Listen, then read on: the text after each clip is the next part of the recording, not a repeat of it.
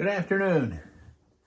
With the warm weather, and we're getting a little taste of spring. Hopefully, it's soon to be full blossomed. Of course, we could get some more cold weather. I don't know, but I thought I might read something about, a little bit about spring, and then just something about places. I think as the weather warms up, many people go out exploring more. So, just to think about the very places you tread, you walk, or you drive, the places we frequent, the communities, the houses, so on.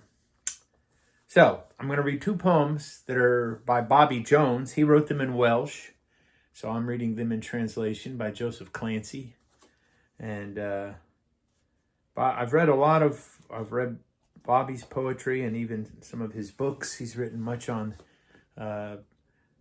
his struggle to preserve the Welsh language, and actually has encouraged me to, hopefully one day I will take up his challenge to learn the language, because I think I love Welsh poetry. I've never been to Wales, but there's much I love about Wales. And of course, my family has some connection to Wales. It's where our ancestors came. We have relatives that live there now, and that I have had a second cousin go and visit them before. So maybe one day I will learn this language. But I know many Welsh people don't speak Wales. They speak English. And so there's always a battle to preserve that language. The Places I Have Loved by Bobi Jones. Next to people are places. These bind me. They are often the wall one must fight with one's back to. There isn't a one of them that didn't have someone there. Whether God or man, listen now for the echo of their languages. There are two kinds of places, one that God made on his own, one that God has made through man. In each, there's a wellspring that flows fluently outside of time. A wellspring of the inherent let there be. Let our hands be laid in it. Let us splash them. Let us be able to know the dustless cold. Let us return to the place that we belong, though we despise it. The stagnant pool, unpurified, is our own land.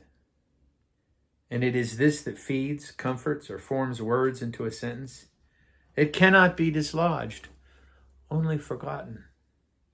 Within it, yes, there's an intangible wellspring, a place to wash whose homely whiteness just flows everywhere. Come, breeze's breath, that I may praise the places I have loved so dearly. A nook here and there, untidy enough, on a mountainside, it wouldn't pay to nationalize or drown. A town here and there, numerous groves, one field or two where I sat for an afternoon with the rushes, stream after stream after stream of inexplicable water. These have fallen like manna. Let's stroll through each one, kicking our feet, frisking our hands on all sides. These are heaven, and they know in the fullness of their soul living air the hand that planned them to be there on the threshold of all being. And now a little poem celebrating the coming of spring. Spring at Nant Dwellin. I entered it before I knew it. Like smoke, the light ingathered round me, head over heels through the leaves and the birds and the pasture, like an unblemished land and the lamb in the primal freedom we sprang from. And oh, I too leapt on the scent, a vigorous stir in the grass of life and liveliness in the newborn brook. The year has known conversion. It has. Energy's everywhere. It splits the world. It is boundless. Mystery that comforts being. Down on the bank of the river, the toads and the water vole bestir themselves beyond good and evil. I clear out of the way, spreading their tender feet on the carcass of winter. Winter has gone to its fathers. It was sharp, alive. And look at them there.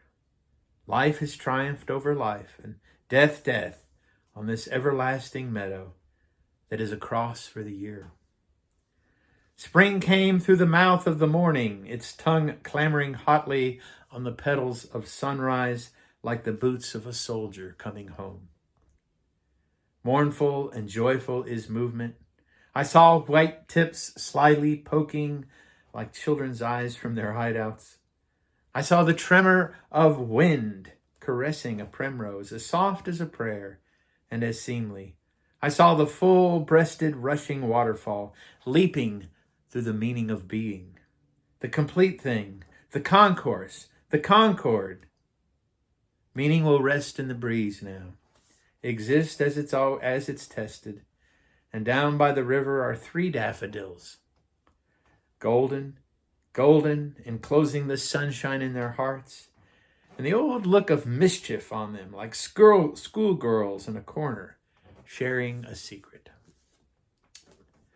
So those are some poems by Bobi Jones. Hope you have a wonderful week and enjoy the glory of this world around us.